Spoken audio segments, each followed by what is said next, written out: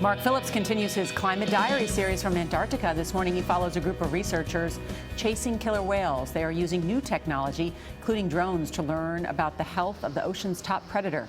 Mark shows us how the Antarctic's ocean dwellers are experiencing the effects of climate change. Good morning and welcome to Palmer Station, one of the big American research bases here in Antarctica. And that there is our ride. Not your average love boat, that one. There's some pretty serious science going on, and not all of the answers they're getting are happy ones. The National Geographic Explorer is a different kind of adventure cruise ship. She's on a whale hunt. Cutting through the pack ice near the Antarctic Circle, the good ship Explorer is not just here for the sightseeing, although there's plenty to see.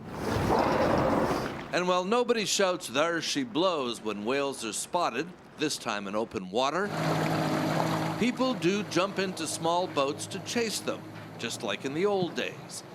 This hunt, though, isn't about killing whales, it's about saving them. It's about giving them a health check.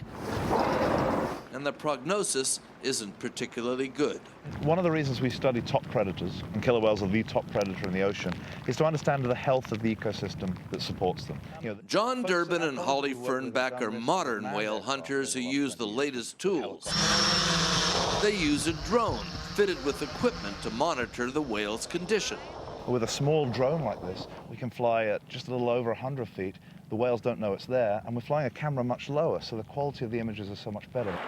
Better pictures, but it turns out not better whales. The images of this pod of killer whales are not encouraging, particularly for the adult female, the mother of the family. She's very, very thin. You could see, just following her whole body profile, you could see her ribs really clearly, so she's lost all of the fat all along her entire body. You could be looking at a dying whale. Then, yes, you're looking at a dying whale. And she has a dependent offspring, and so once the female dies, then she's also going to lose her calf. So it's very worrying. And it's not just the size of the whales that John and Holly are looking at. You wouldn't think you could take a health analyzing sample from whales out here in the Antarctic Ocean, but you can. The team has developed a technique. Here they're using it in the Pacific to actually breathalyze whales by flying through the cloud of mist they produce when they breathe. And you can tell by flying through that cloud of whale breath, the exhalation of a whale, you're picking up what's inside the whale, is what you're saying. Yeah, so these collection plates, like the one on the top here and on the front here, they're sterile, and we're able to collect droplets of whale blow, and from that we take them back to the lab and use genetic techniques to identify the microorganisms that are in that blow. It's early in the program, and John and Holly are just building up a database of what comes out of a whale's blowhole. But if a whale is unwell, the theory is you'd effectively be able to smell it on their breath.